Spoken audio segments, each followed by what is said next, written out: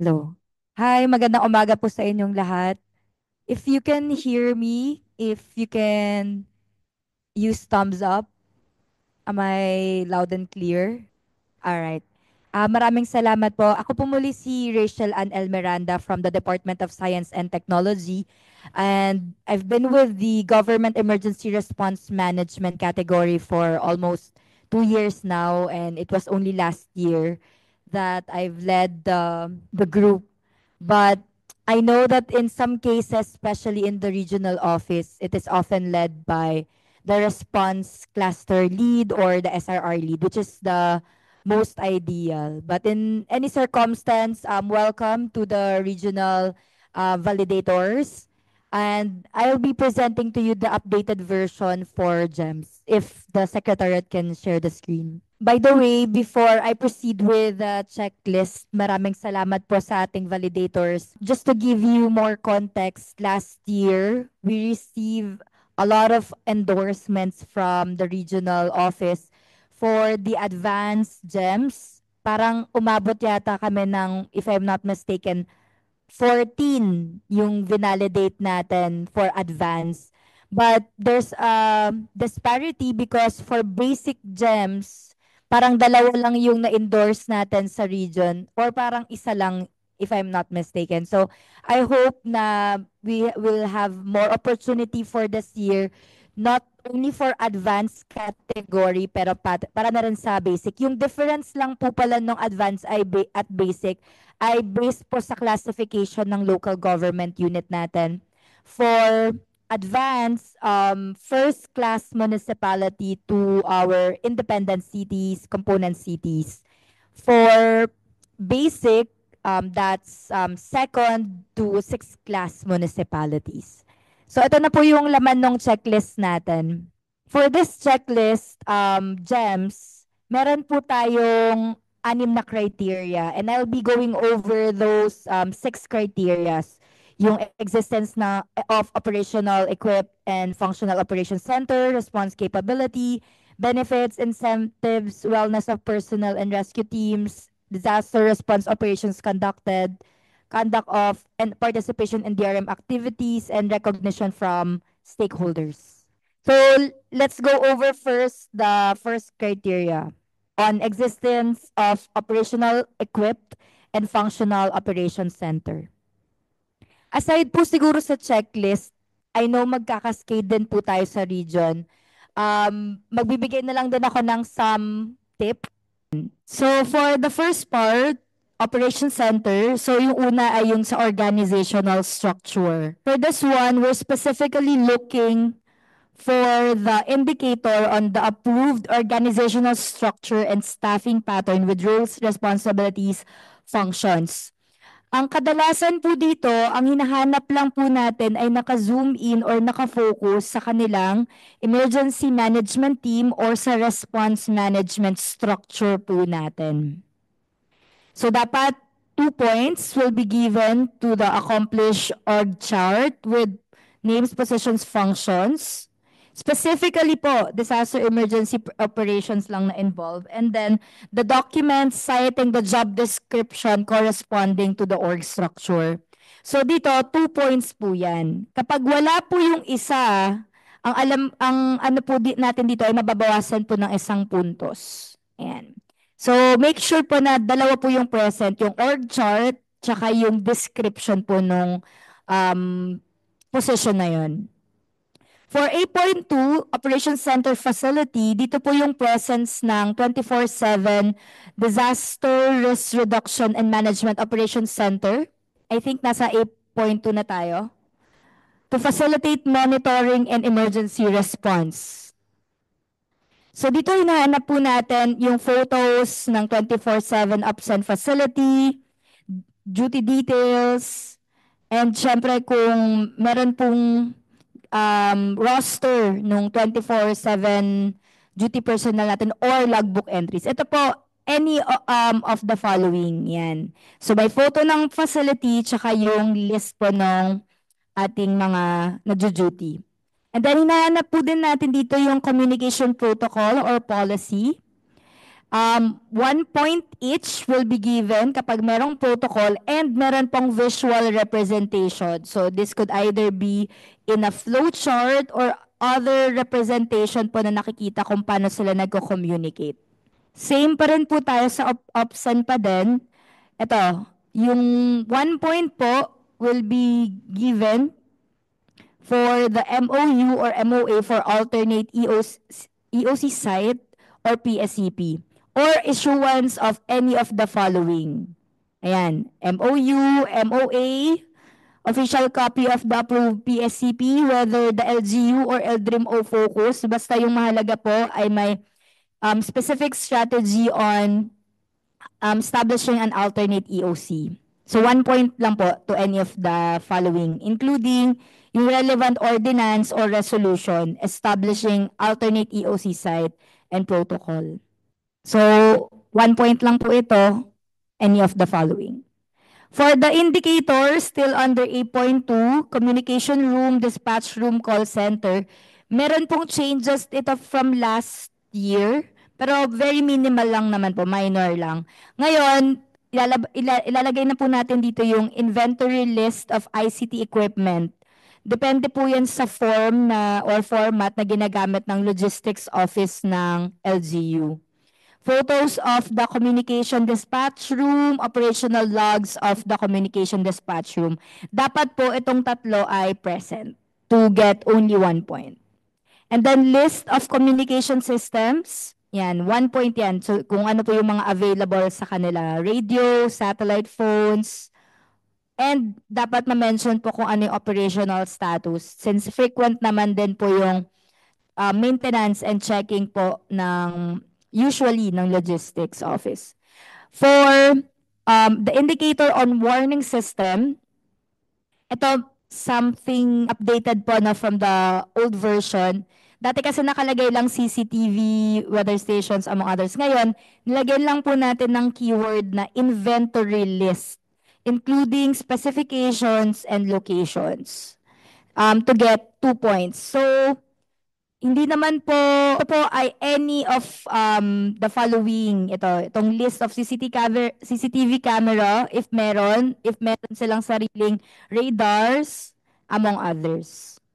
And then, inventory list of public address system then with components and their location, 1 point. And then part pa rin po ng facility readiness, kung kanina alternate EOC site lang yung focus as a strategy, 2 points naman po kung meron silang sariling approved PSCP. Dito, tinatanggap na rin po yung PSCP ng local government unit. But in reality, it's better kung merong sariling PSCP na nakafocus po si local DRIMO. But if they are stationed within the same building, among others, sige, pwede. Pero mas ideal po sana is yung may sarili po sila since much of the work really of the LDRIMO is external in nature and may clients po tayo, 'di ba? And then 1 point given for the compliance to certifications including po yung GSIS insurance. Ayan, ito po yung pinaka hinahanap po natin dito. Syempre, within the Hello, prescribed ma'am. or date. Hello, ma'am. Morning. Can I interrupt for a while, ma'am? I have a question lang po. I'm not sure. In the interest of time, we will go back to the questions later. Pwede pong Okay. i-type niyo or mamaya tatawagin po namin Okay. po, sir. Thank you for Thank the you po, ma'am. being We'll attentive. We take it, ma'am. definitely go We'll back take it, ma'am. late. Yan, hawakan niyo na po muna yung ano niyo, yung question niyo. Now let's proceed with criteria B under ano pa rin to, option pa din. Institutionalized SOP, protocol, and operational guidelines. To, B.1 established and institutionalized ICS. So dito po, hinahanap natin yung mga legal issuances at the local government unit level. So 4 points given for the ordinance institutionalizing the ICS and 2 points for EO resolutions and other approved procedures. Ito walang pinagbago to, same lang. So 4 and 2. So any of the following, it doesn't matter yung issuance date dito ng legal document so long na na-apply po siya or na-implement natin siya. B.2, Emergency Disaster Response Manual or Contingency Plans. Dito dapat nade-demonstrate yung interoperability mechanism or coordination system. So 2 points po kapag updated yung manual or CP natin within the last 3 years. At kung na-update ito, dapat may documentation ng review and then may AR and photos of the review. Ayan, nakalagay na siya. So, yan po yung kabuuan ng 2 points. Dalawang part po yun. And then 1 point, kapag merong existing na manual or CP, pero hindi po updated, ibig sabihin, it's not within the last 3 years of the prescribed or validation year natin. And then, kapag meron pong approved contingency plan for the at least top 2 hazards, human-induced natural hazards, 1 point.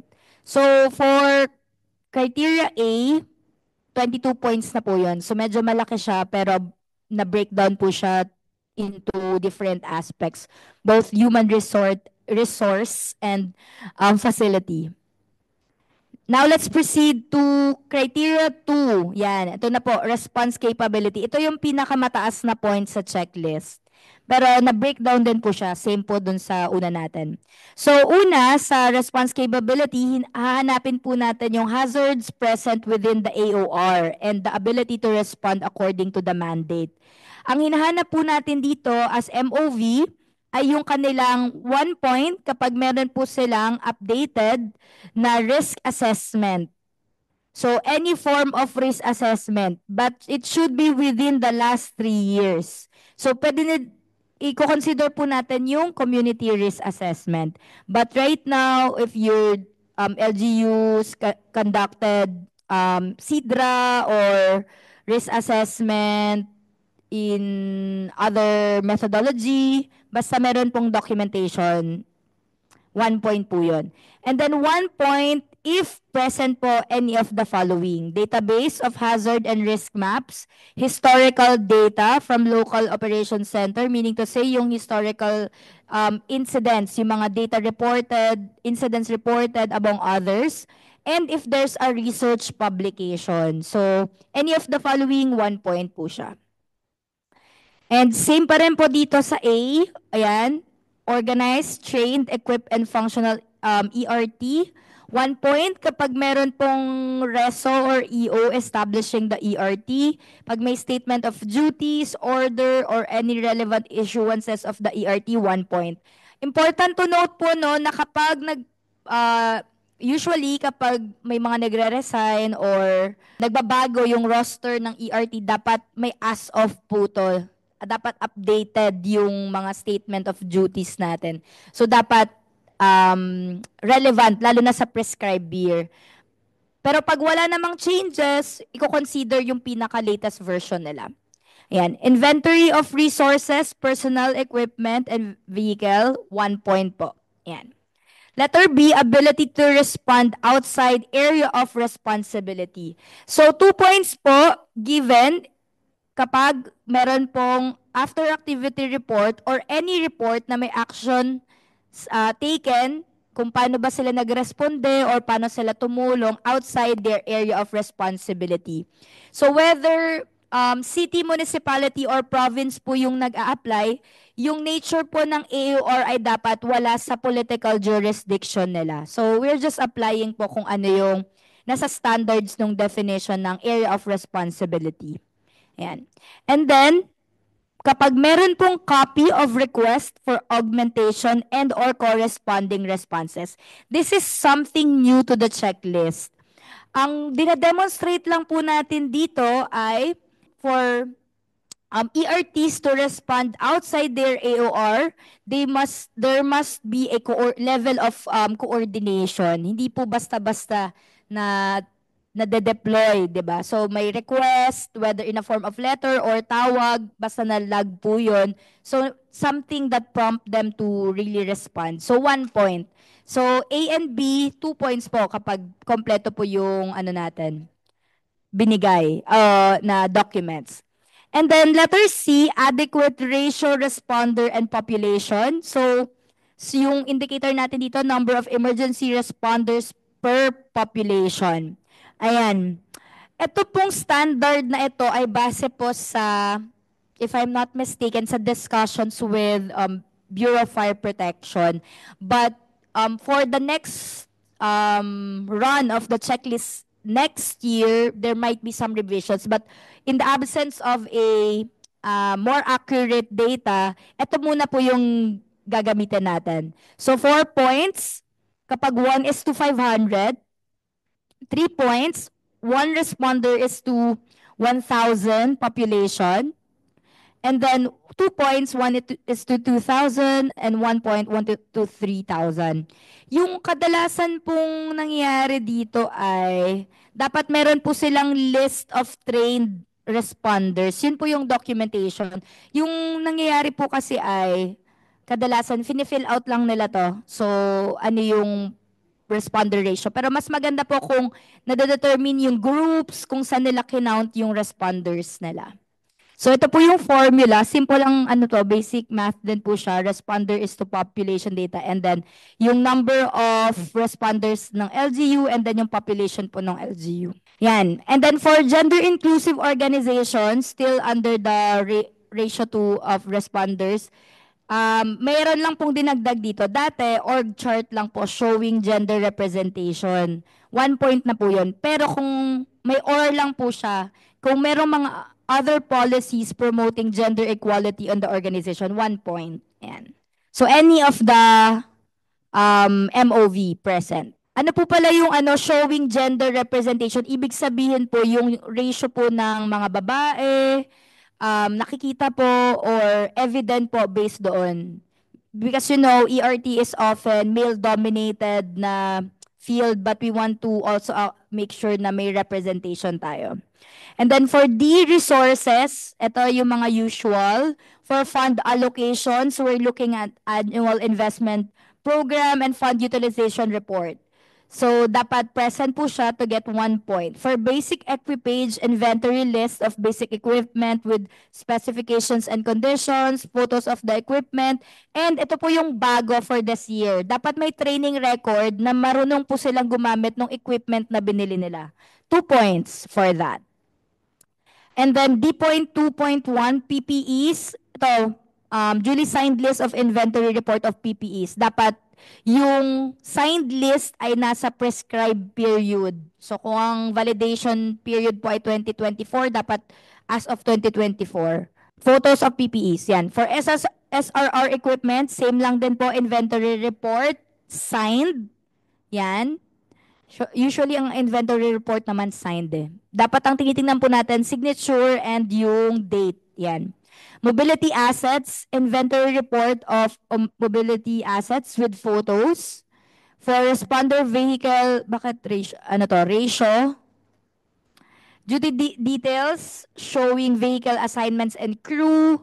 Duly signed or certified list of vehicle inventory with crew and driver. Ayan. 1 point. D.4, mobilization of accredited or recognized disaster volunteers. Ito, dito hanapin natin list of accredited or recognized volunteers with contact details or copies of contracts of agreements with volunteers if there's any. Bakit po hinahanap to? Kasi ang focus po ng volunteers dito is on response kasi yun po yung criteria, yun po yung category na ina-applyan. So yung mga nasa response po, emergency preparedness and response, yung hahanapin natin na volunteers.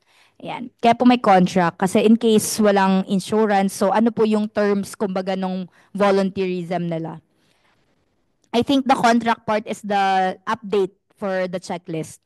With policy and receipt of payment of insurance within the assessed period. So 2 points. So kapag dinedeploy po sila, parang syempre dapat dahil walang relationship na legally binding, yung insurance po yung pwede mag-cover kapag magkaroon man po ng emergency or disgrasya pag nag-volunteer.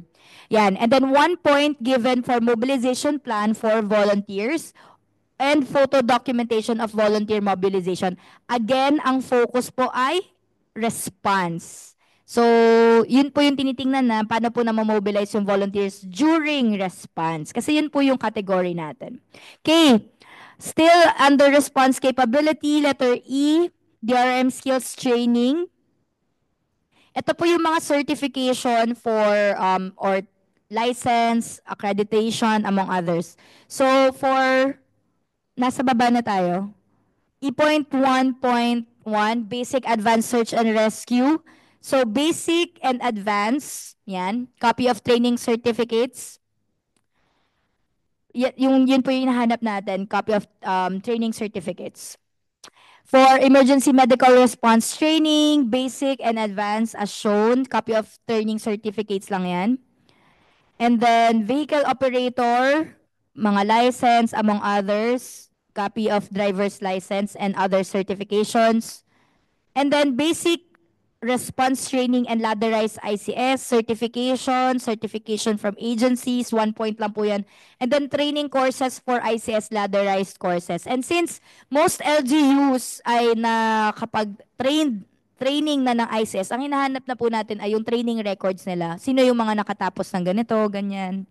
At kung na-finish na yung lahat ng courses, dapat meron pong refresher, attendance to refresher courses or training demonstrations or seminar orientation, 2 points po yan.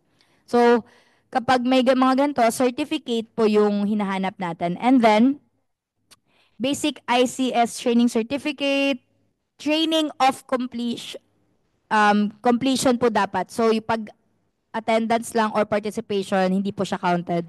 Ahim, 1 point. Ito po yung something new. Dapat certificate of completion siya. And then for EOC training certificate of completion, 1 point. And then EDC exercise design course, 1 point din po siya. Meron pala akong gustong i-emphasize for starting with E.1. Taas ka ng contest, Sir CJ. For all skills training based po sa discussion with validators, ilalagay po to dun sa guidance notes. Dapat po kapag skills training, within the last 3 years po yung kanilang certification. Otherwise, dapat meron pong, kung matagal na yung training, dapat po merong refresher course. Because remember, GEMS po is for skills, no? Kaya ang tinitingnan po natin dito ay within the last 3 years for all this mentioned from E.1 to 1.4. Ayan. Yan. Now let's proceed to criteria 3, benefits, incentives, wellness. 8 points po yung total nito. Yung kanina, 39 points po yon yung criteria 2. For insurance coverage, so policy lang naman po yung hinahanap dito and proof of receipt or payment within the assessed period. Ang hinahanap po dito ay insurance ng emergency response team, hindi po ng buong LDRIM-O. Yan, 2 points po. Again, ulitin ko po, yung ERT po yung ina-assess natin sa buong category na to. So, dapat ERT po yung mayroon pong insurance. And then wellness program, after activity report with attendance sheet of participants and photo documentation, 2 points. Yan. And skills enhancement, training needs analysis, 1 point. After activity report with photo documentation, 1 point. And then stress debriefing. Dito po, may AR pero may description po kung ano yung psychosocial intervention na na-provide po nung trained professional. So, yan. Ito po yung something new dito sa checklist natin. So again, for all number 3, dapat po within the assessment period po ito. Okay, now let's proceed with criteria 4, disaster response, a total of 12 points. Ito po, ang hinahanap natin ay itong mga sumusunod. Run sheets or PCR, incident report, photo documentation of actual response operation, post-incident evaluation, operations logbook sheet, IPCR, client satisfaction survey. So lahat po siya merong equivalent na point. Tingnan nyo na lang po, as shown na lang siya. Ang pinaka update po dito ay kapag nagsasample po yung validator, at least po may isang complete file na may run sheet, may PCR, may incident report, may photo documentation, at may post-incident evaluation of the same incident. So, ito po yung note natin sa validators and also sa pag nag-cascade po tayo. Dapat may at least one file po na complete yung documentation para po may logic yung nakikita natin sa documents nila. And then for B, complex emergencies response conducted. Yung hinahanap po natin dito ay yung list of capabilities involved in response, the date, the after activity report, and picture. Ayan. Parang kadalasan po, nilalagay lang po nila yung parang yearly report ng disasters. Dapat hindi po lang yun yung hinahanap natin. Dapat i-list down po nila ano yung capabilities na dineploy po nila for that assessed period. So, yun po yung emphasis po sa capabilities. Kasi nga po, GEMS po yung category natin. Okay, last two. Fifth category, conduct and participation in DRM activities. Ito po, hinahanap po natin for drills and exercises demonstrating skills, exercise program, schedule, pictures, assessment form, and reference materials. Yan. 2 points po given per exercise or testing activity. Dito po, kapag NSED po yung exercise natin, um, kapag 4 na beses po siyang ginawa, kasi, tama, quarterly. 4 na beses po siya ginawa sa isang year, 2 points lang po yun. Dapat po, yung 2 points dito, sa iba't ibang exercise or testing activity na yung agency po muna or yung LGU po mismo yung nagsagawa. Yan. Para lang po, mas klaro po tayo. Yan. Parang dapat i-delete tong nasa unang part. Dapat nagsa-start na secretariat sa exercise program. I don't think this is the... Dapat burahin po yung nasa first two. Pa-note na lang po. And then maximum of 10 points. So, pointers lang din po, dapat si LGU or si agency yung nag-conduct ng exercise. Kung participant lang po sila, nandun po yun yung point nila nasa baba po. Hindi po dito. Dapat sila po yung nag-spearhead. So, nandito po yun. Kapag na-participate sila to any other external DRM activities, nandito po siya. So, dito hindi na nakafocus lang ng response. Any activity po na ERT, yung ERT po yung involved, 1 point po and maximum of 4 points given po kapag nakompleto po nila yung nasubmit nila. And then last criteria, recognition from stakeholders or any organization or accreditation from other search and rescue organization. So emphasis po, no, given dapat po search and rescue recognize, hindi po yung buong agency, hindi yung LDRIMO. So, ito yung pinakamahirap na point kapag international recognition from INSARAG, AHA Center, and other groups. Dapat po, kapag na-recognize sila, specifically on emergency management or response, yung citation. National recognition, but only if it's GEMS. For example, nilagay po doon, Gawad Kalasag beyond compliant, hindi po siya counted. Kasi dapat, GEMS po yung focus natin. Pero sa regional, na-recognize siya, GK, pero GEMS, 1 point po yun. Yan.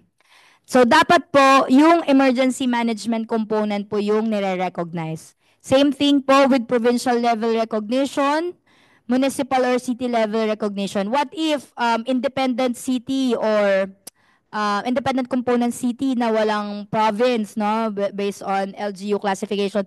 Dapat po, provincial level na partners, not necessarily the LGU. So, again, specific on search and rescue, emergency management, or response po yung citation natin.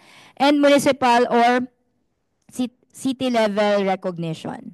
So, for that, criteria 6, a total of 5 points. So, ito po yung summary no, or summary ng points sa bawat criteria.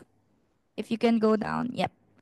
So, yeah, that's it. So, there are only minor revisions when it comes to, I think sa MOVs, but we've retained mostly the point system. So, wala pong nagbago yun from last year's. And I think that's all for GEMS. So, same po yung checklist natin for GEMS Advanced and Basic. The only difference lang po ay yung LGU classification. That would be all. We can open the floor for questions. Thank you. Thank you very much. Miss Rachel Miranda from DOST po. Hello ma'am, I have questions lang po. Ma'am, di ba yung sa PSCP ma'am, sa local DRMC lang yun, di ba ma'am? Specifically na ano ma'am na mga plans. Sir, can you introduce yourself and pwede pa ulit po ng question. Thank you. I'm Patrolman Lester Ibarba ma'am from Police Regional Office 11. Yung sa PSCP ma'am ba? Specifically ma'am sa LDR, local DRRM lang ba yun na mga plans ma'am? Okay. Sige sir, thank you sir for your question.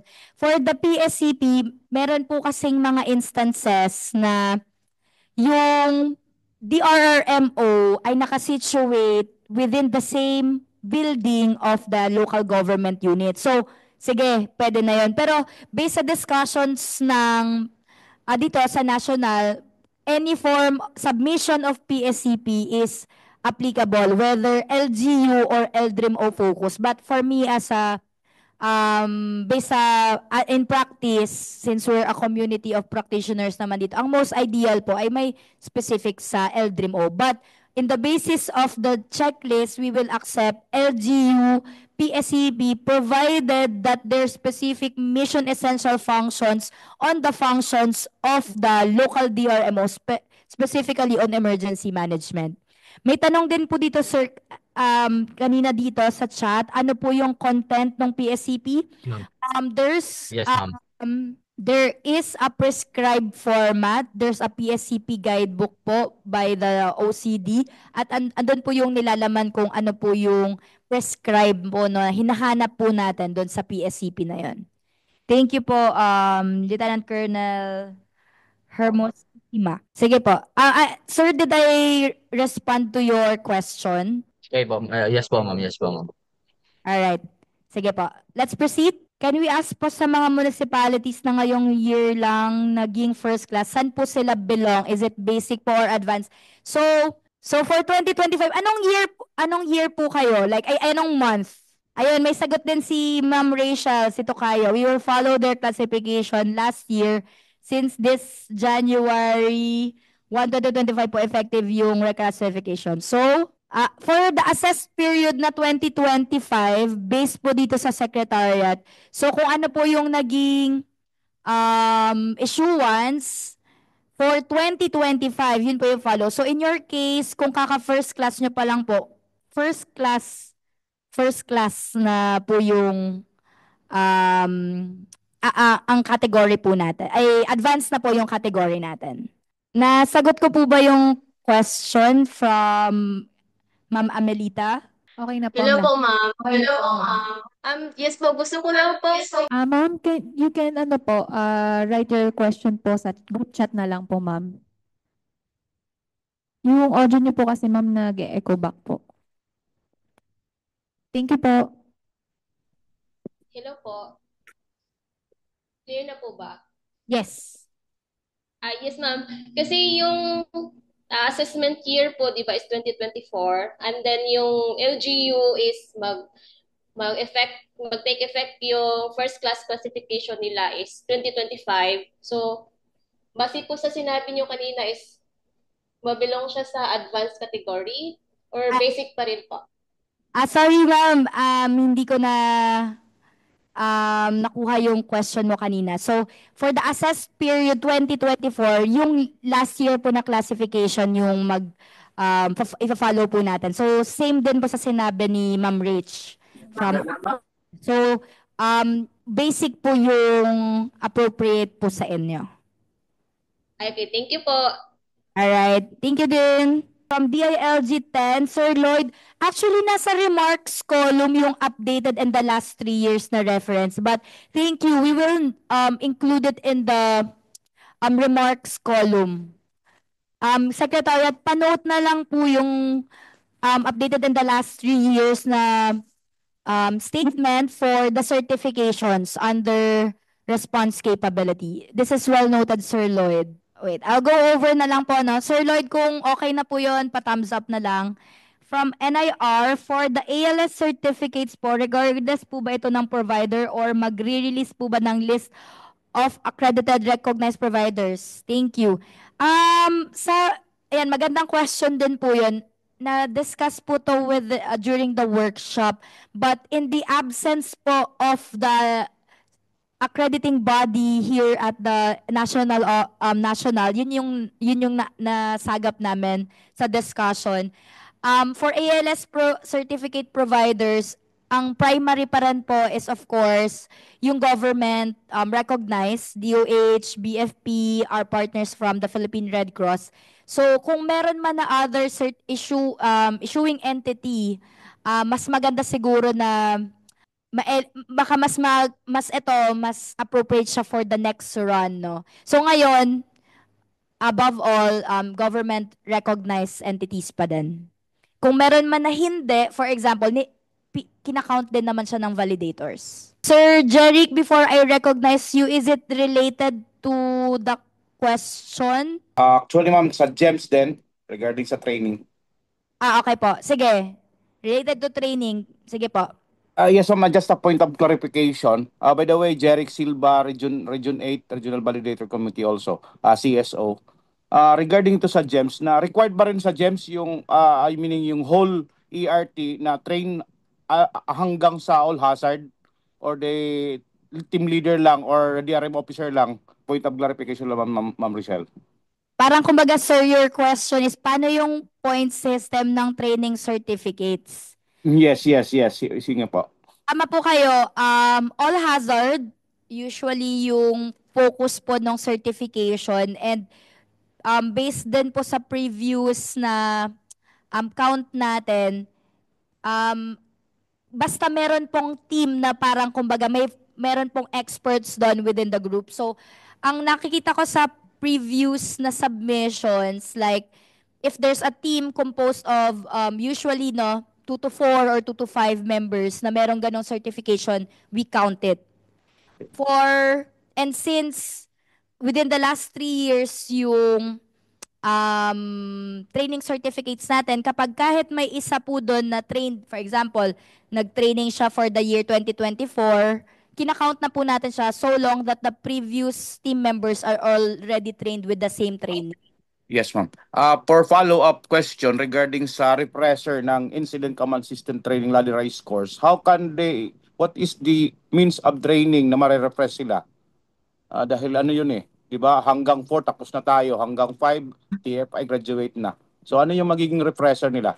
Napakaganda po ng tanong ninyo, and for sure, mababalik po natin yan dito po sa Training Institute ng OCD. But in the meantime, in the absence of a refresher course, parang nire-recognize naman po yung any attendance to parang reorientation of the concepts of ICS, or yung sharing po ng mga practices or sharing ng mga deployment ninyo. Parang nagkakaroon kayo ng revalida, parang paano ginamit yung ICS. In the absence, yun yung context natin. Basta po merong supplementary na issuance. Yung kayo na nagkaroon kayo ng refresher course or yung regional office natin. Yun po, sir, yung reality in the absence of a refresher course po talaga. Thank you very much, ma'am. Thank you. Sige po, in the interest of time, I'll go over po yung some of the questions sa chat box. Tas kung related po yung tanong nyo, pa-raise na lang po yung kamay ninyo sa Zoom. May tanong po dito, paano kapag sa province yung responder to population ratio? Sir Richard, thank you sa question nyo. During our workshop, present po namin to, and then meron po kasing baka kasi meron tayong mailagay dito na wala pa siyang basis for standards, but I'm getting your point na hindi kasi siya iba yung responder ratio ni province because hindi naman siya first responder sa city or municipality.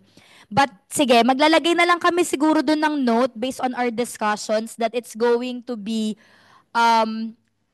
responder versus number of municipalities, which yun yung napag-discussan natin for provinces. Baka kasi for next year kasi medyo major revision siya. So it's either kasi responder ratio to the number of municipalities or city, or responder ratio to if they implement cluster approach. So yun yung mga possibilities. If okay lang sa secretariat, we can just put it as a remarks or note na lang po muna natin for provinces. Okay ba yun, Sir Richard? Sige, baka okay naman.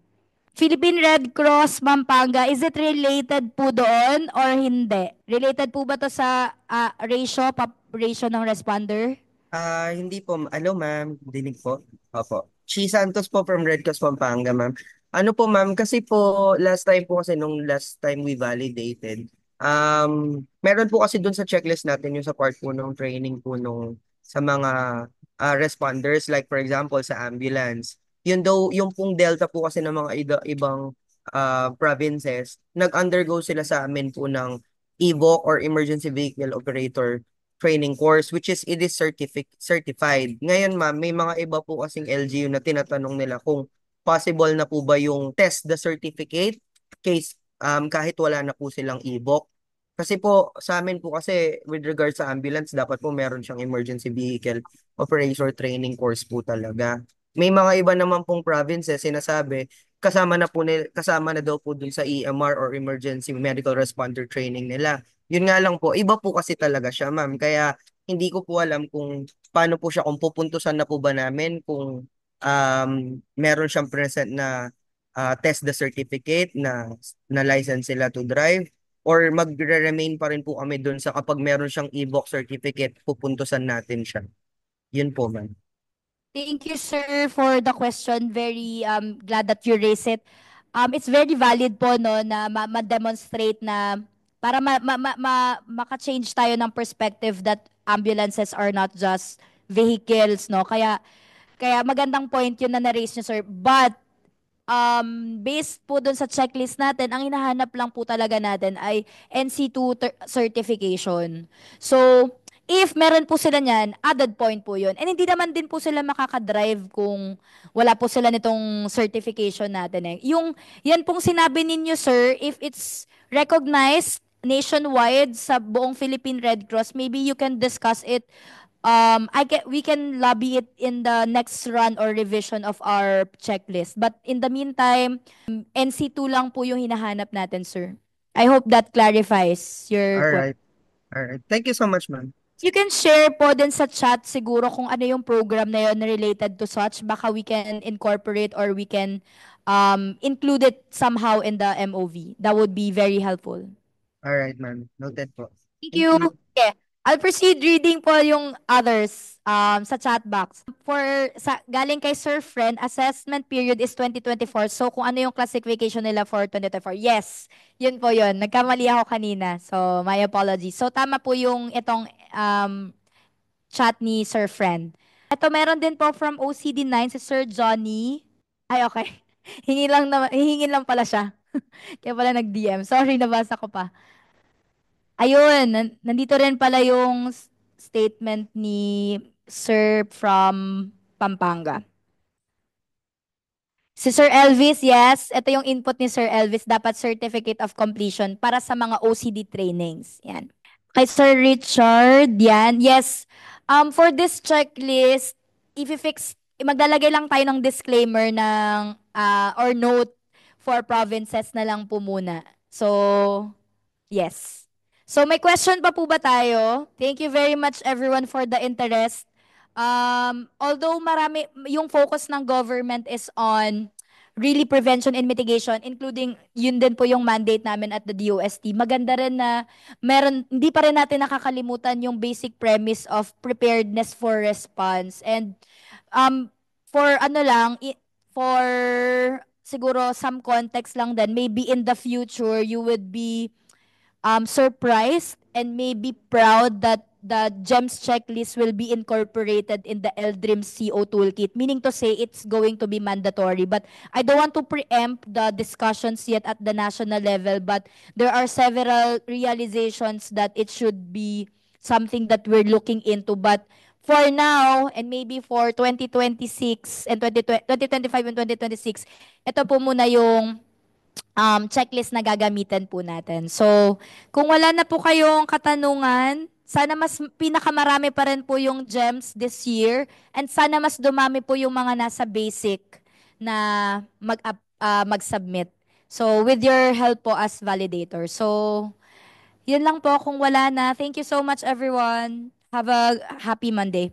Thank you so much, Ma'am Rachel from the OST. So for now,